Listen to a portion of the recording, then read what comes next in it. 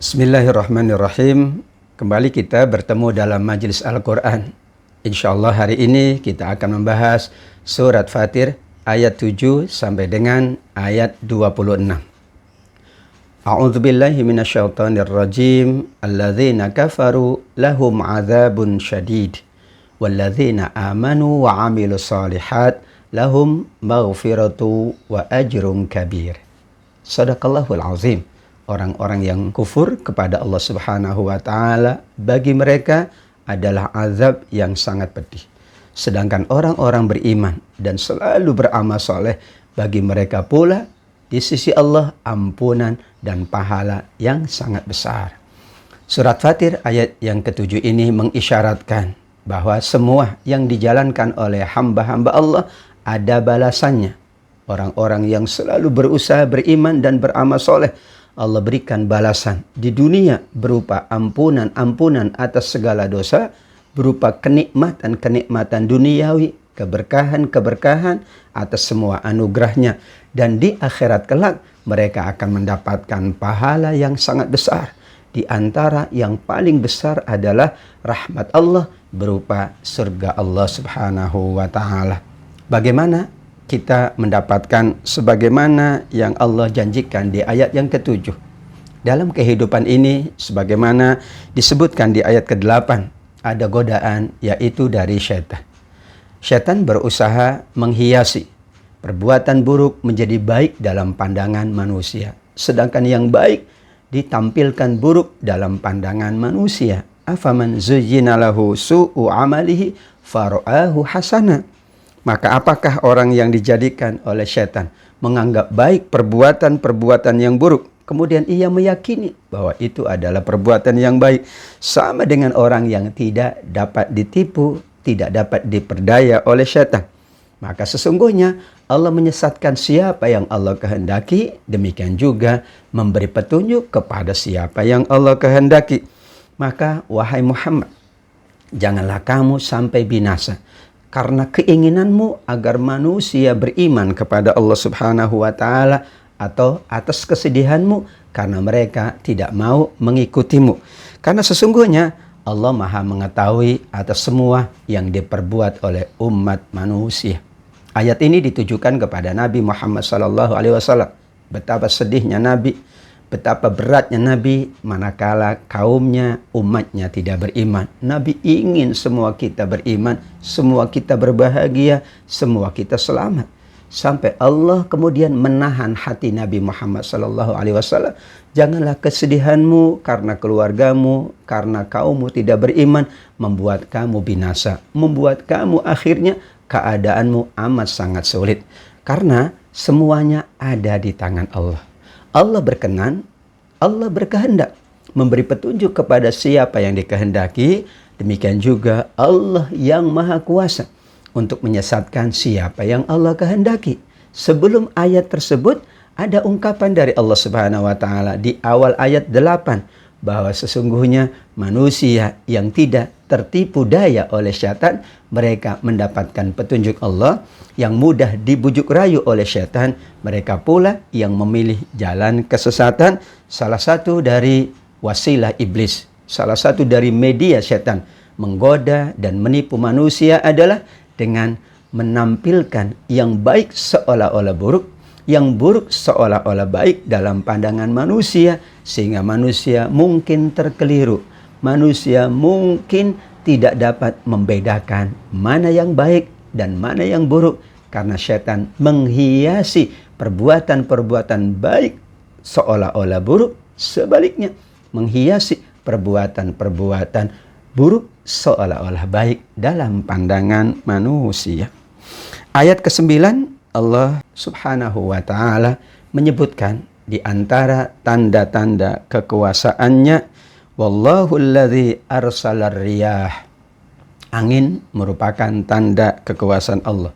Allah mengirimkan angin, Allah mengatur angin adalah dalam rangka untuk kebaikan manusia. Angin itu akan menggerakkan awan. Kemudian awan itu dihalau oleh Allah Subhanahu wa Ta'ala ke suatu negeri yang mati, bumi yang tandus. Maka suburlah bumi dengan Allah turunkan hujan. Kami hidupkan yang mati, kata Allah Subhanahu wa ta'ala. Bumi yang mati, bumi yang tandus menjadi subur kembali. Itulah hakikatnya analogi dari bagaimana yang mati bumi Allah ini, yang tandus bumi Allah ini Allah suburkan. Demikian juga manusia yang mati, manusia yang meninggal dunia, Allah akan bangkitkan. Diperbandingkan antara keadaan bumi yang tandus, Allah suburkan dengan air hujan, dengan manusia yang berada di alam kubur, manusia yang sudah meninggal dunia, Allah bangkitkan kembali pada hari kiamat kelak. Bahkan disampaikan oleh Nabi bahwa kebangkitan manusia ibarat tumbuhan, ibarat benih-benih yang tumbuh sedikit demi sedikit. Jadilah manusia yang sempurna di sisi Allah Subhanahu wa ta'ala.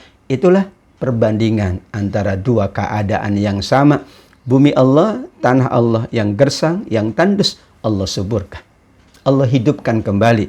Demikian manusia, makhluk Allah yang mati, Allah hidupkan kembali. Dan semuanya amat sangat mudah bagi Allah Subhanahu wa ta'ala. Manusia yang menginginkan kemuliaan, maka ia diminta oleh Allah untuk terus-menerus berbuat kemuliaan, memohon kemuliaan dari Allah Subhanahu wa ta'ala. Karena siapa yang menghendaki kemuliaan, maka bagi Allah lah kemuliaan seluruhnya.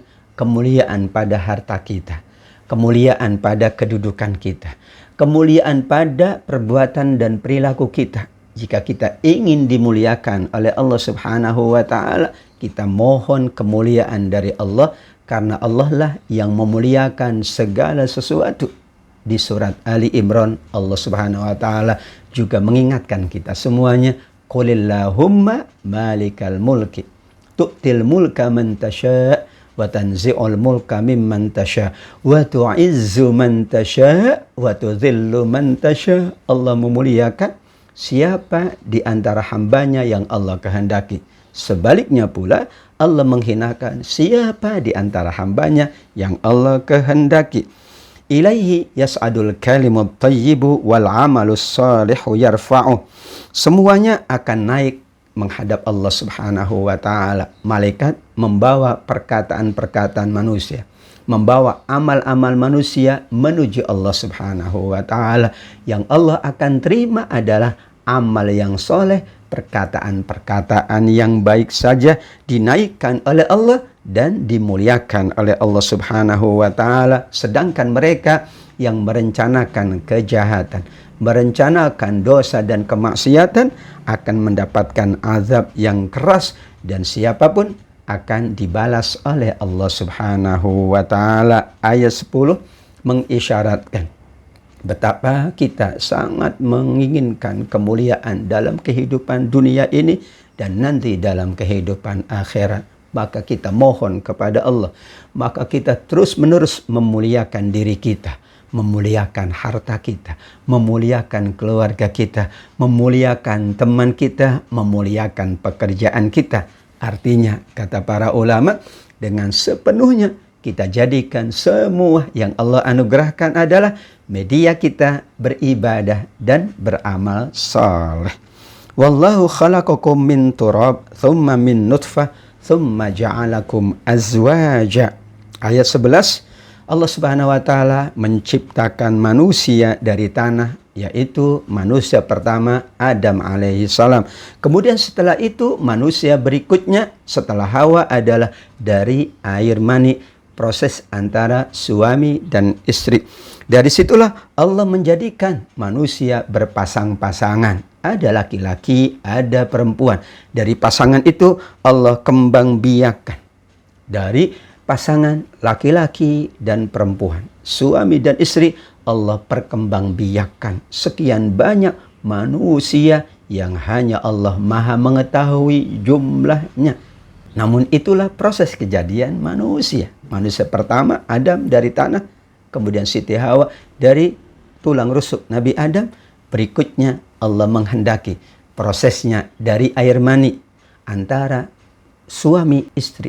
Dari situ Allah perkembangbiakan manusia yang sangat banyak, rijalan katsiran wa nisaa, baik laki-laki maupun perempuan. Apa yang ada dalam rahim seorang ibu ketika seorang ibu mengandung, tidak ada yang mengetahuinya.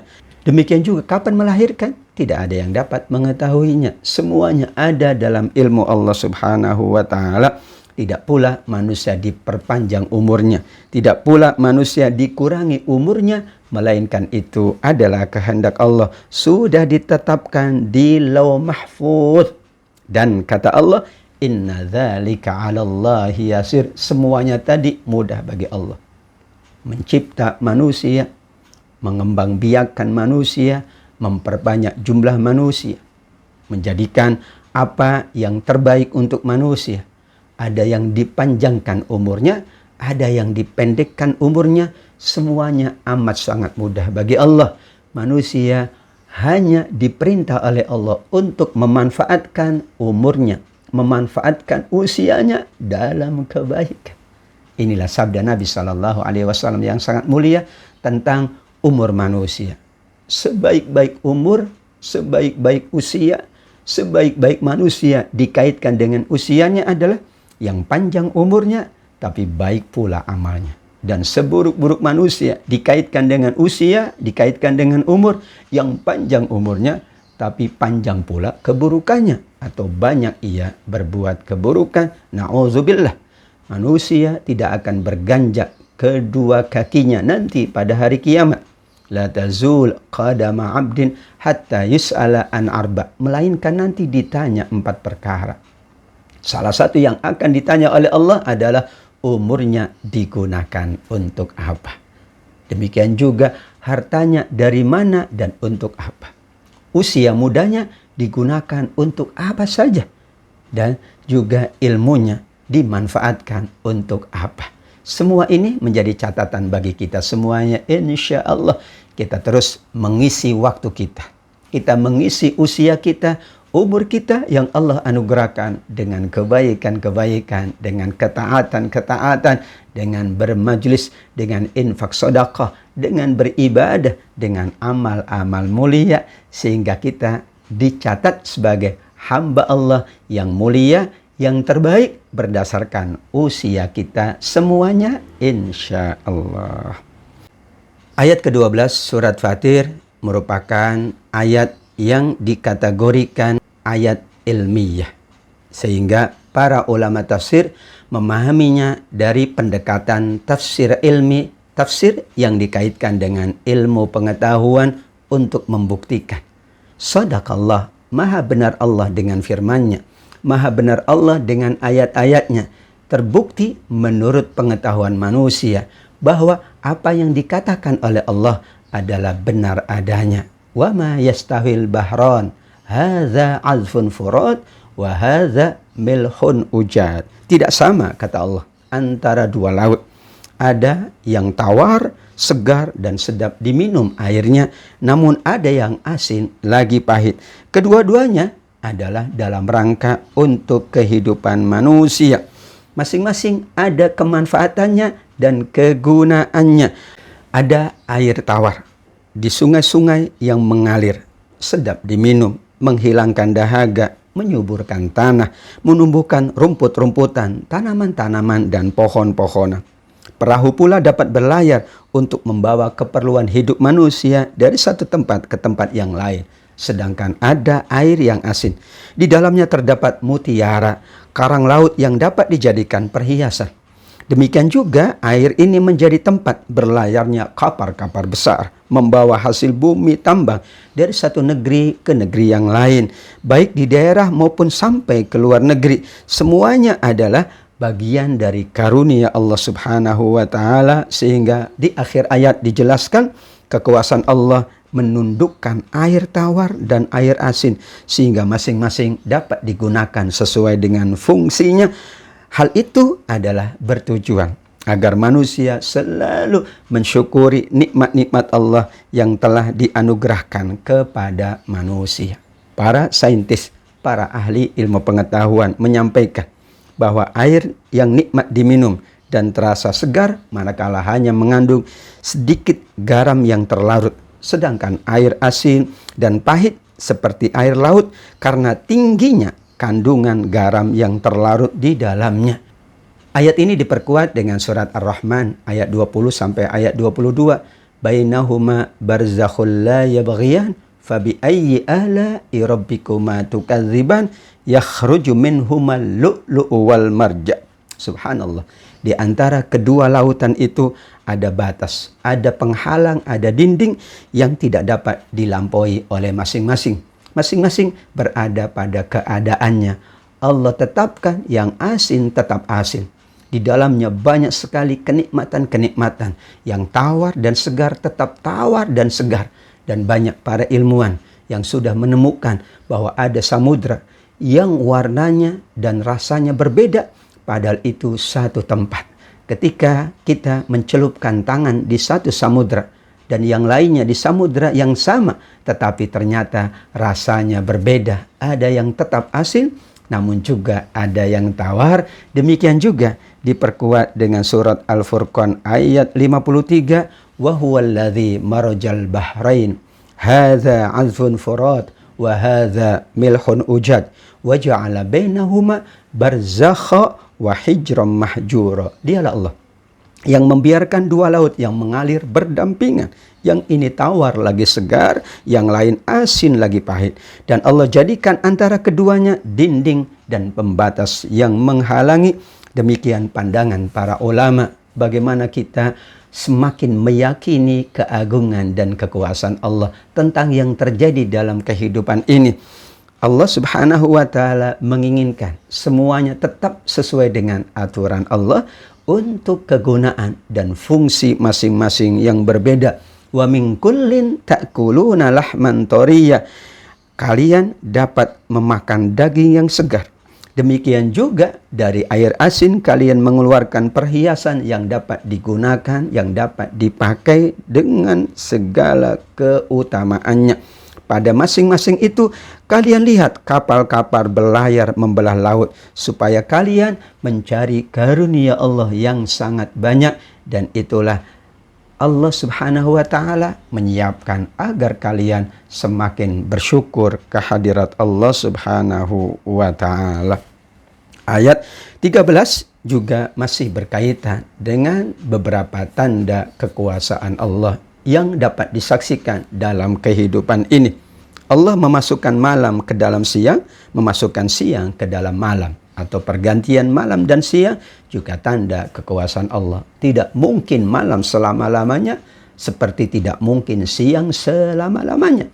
Karena manusia membutuhkan siang untuk mencari karunia Allah, untuk bekerja, untuk beraktivitas. Namun manusia membutuhkan waktu malam untuk berehat, untuk tidur, untuk menghilangkan kepenatan dan kelelahan di dalam bekerja.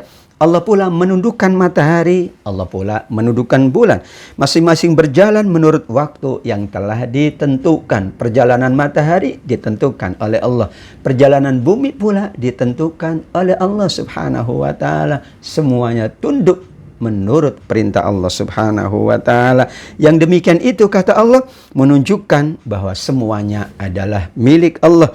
Dan yang diseru selain Allah adalah tidak ada sedikit pun kepemilikan mereka, atau mereka tidak memiliki apa-apa walaupun setipis kulit ari. Menunjukkan manusia dan makhluk yang lain tidak memiliki apa-apa dalam kehidupan ini. Bahkan yang ada pada dirinya, yang ada pada kita manusia juga milik Allah. Ini semua yang ada pada diri kita. Kita diberi oleh Allah penglihatan, pendengaran, lisan untuk berucap, tangan, kaki, dan seluruhnya ini milik Allah. Kita diberi oleh Allah, kita dianugerahi oleh Allah untuk memanfaatkannya dalam rangka beribadah dan beramal soleh.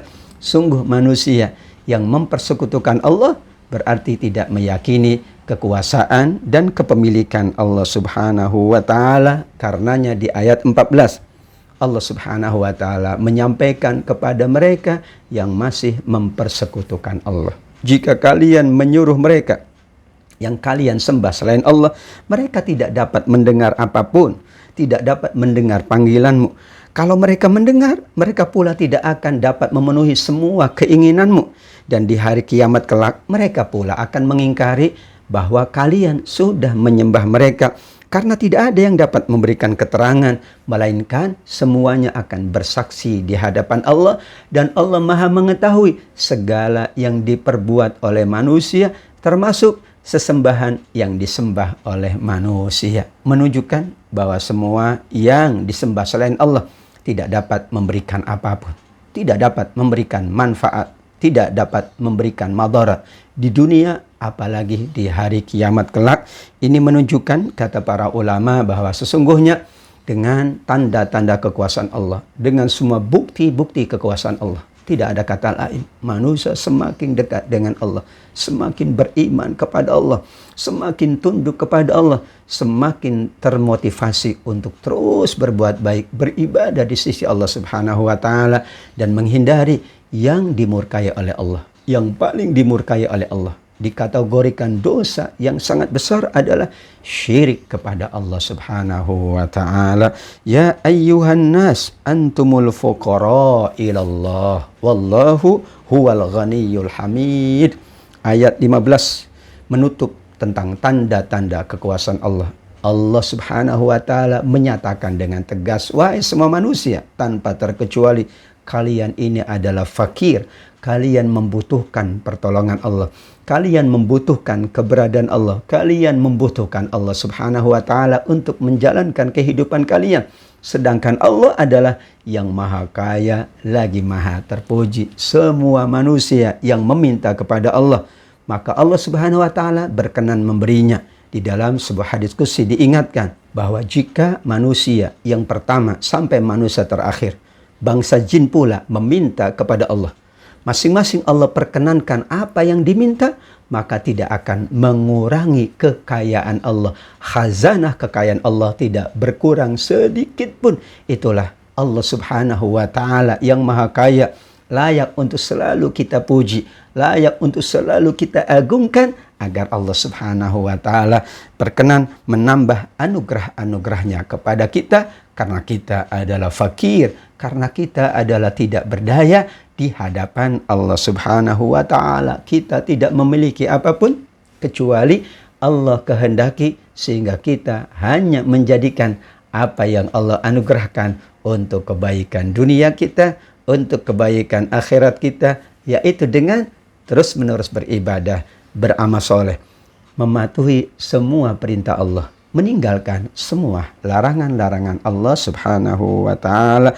Jika Allah menghendaki, ayat 16 menguatkan ayat 15, niscaya Allah amat sangat mudah membinasakan manusia.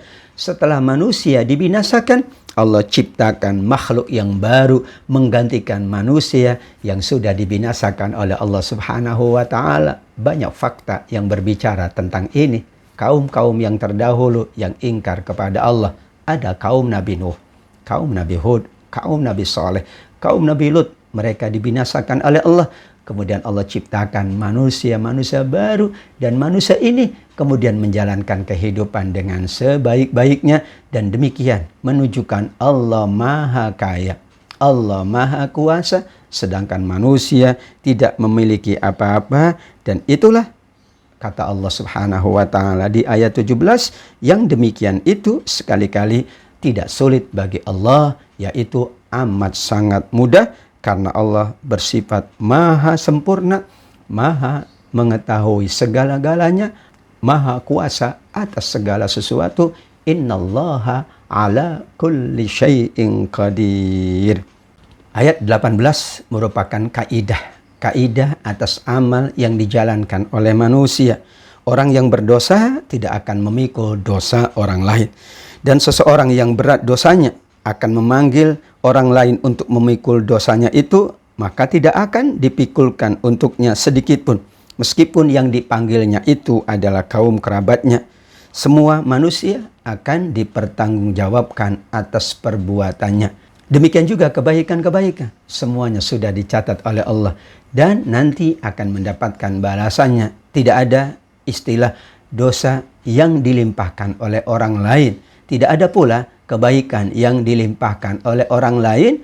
Namun di berbagai ayat dan hadis Nabi SAW Manakala manusia ada kontribusinya, manusia ada keterkaitannya, maka Allah meminta pertanggungan jawab atau Allah memberikan balasannya. Man sanna sunnatan hasanah, orang yang melakukan kebaikan, orang yang memprakarsai kebaikan. Kemudian orang lain mengikuti kebaikan yang sama, maka baginya pahala atas kebaikan yang dilakukan dan kebaikan orang-orang yang menjalankan kebaikan tersebut. Sebaliknya pula, man sanna sunnatan sayyi'ah, orang yang melakukan keburukan, diikuti keburukannya oleh orang-orang setelahnya, maka ia mendapatkan keburukan dari perbuatannya dan juga orang-orang yang mengikutinya.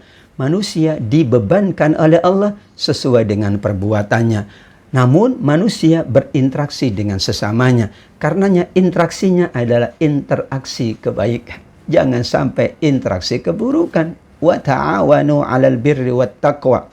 Kalian tolong menolong untuk kebaikan dan untuk takwa. Wa la ta'awanu 'alal itsmi wal 'udwan. Jangan kalian tolong menolong untuk perbuatan dosa dan permusuhan, karena kalian akan dimintai pertanggungan jawab oleh Allah Subhanahu wa taala, dan seseorang hanya dibebankan dengan apa yang dia lakukan.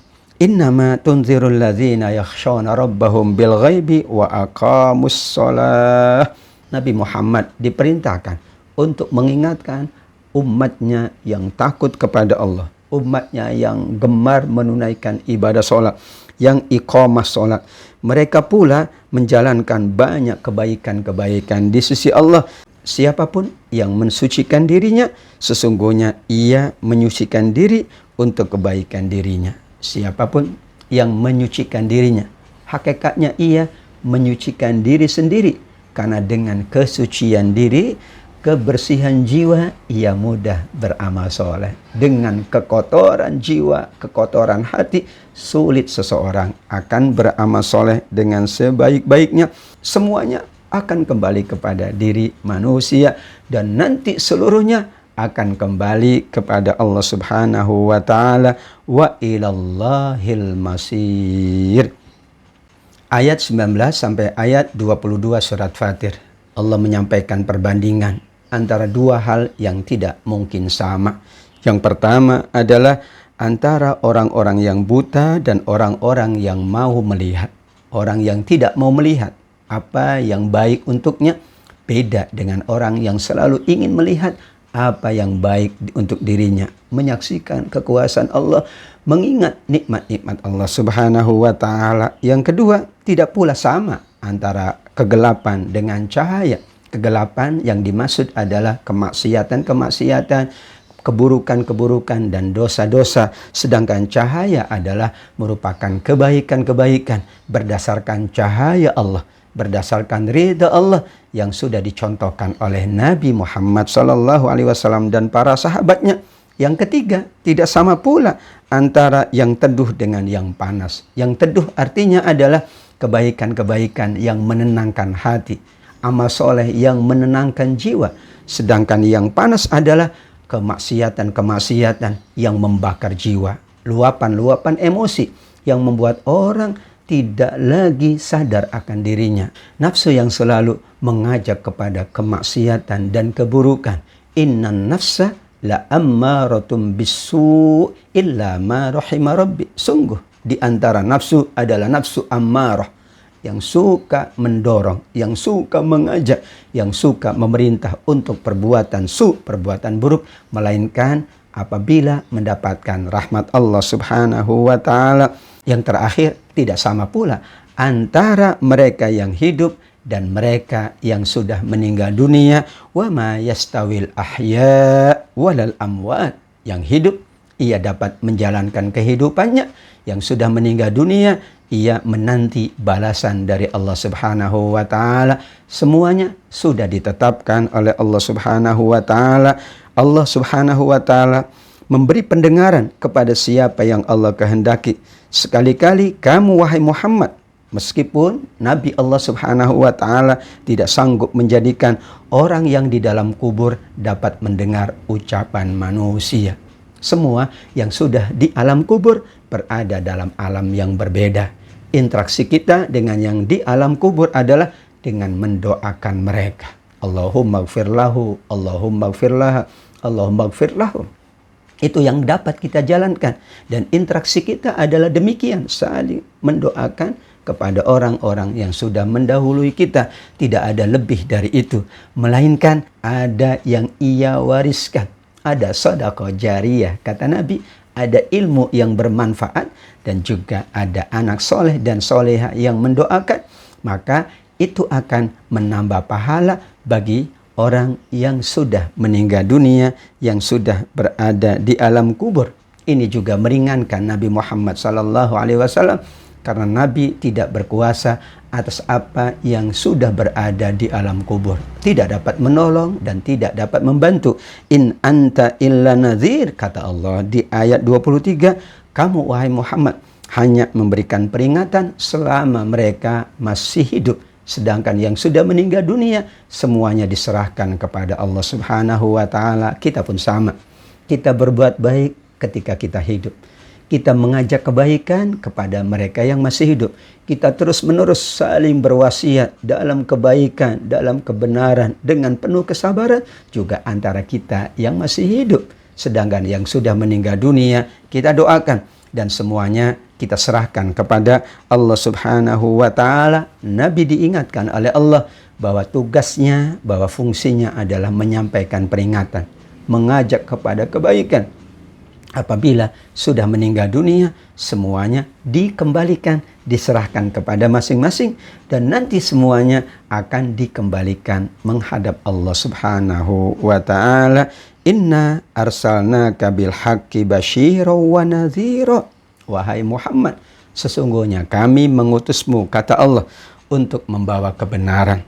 Apakah engkau membawa berita gembira atau sebaliknya engkau memberikan peringatan? Basyira, memberikan kabar gembira, nadhira, memberikan peringatan, agar manusia takut kepada Allah Subhanahu wa Ta'ala. Dan tidak ada satu umat pun, kata Allah, melainkan telah ada padanya seorang yang memberi peringatan. Ayat 24 mengingatkan setiap umat sudah ada nabinya.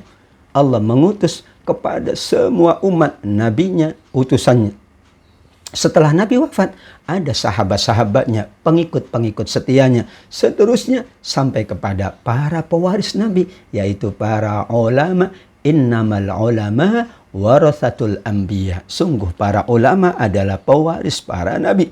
Sehingga kita menghormati dan memuliakan ulama, karena mereka adalah pelanjut dari orang-orang soleh, dari tabi'in, sebelumnya tabi'in, sebelumnya sahabat, sebelumnya Nabi Muhammad SAW. Dan kita semuanya menjalankan itu karena cinta kepada Allah, karena cinta kepada Rasulullah Sallallahu Alaihi Wasallam. Jika mereka mendustakan kamu, wahai Muhammad, maka sesungguhnya orang-orang sebelum mereka juga telah mendustakan Rasul-Rasul Allah Subhanahu wa Ta'ala. Apa yang terjadi pada Nabi Muhammad sudah pernah terjadi pada nabi-nabi sebelumnya.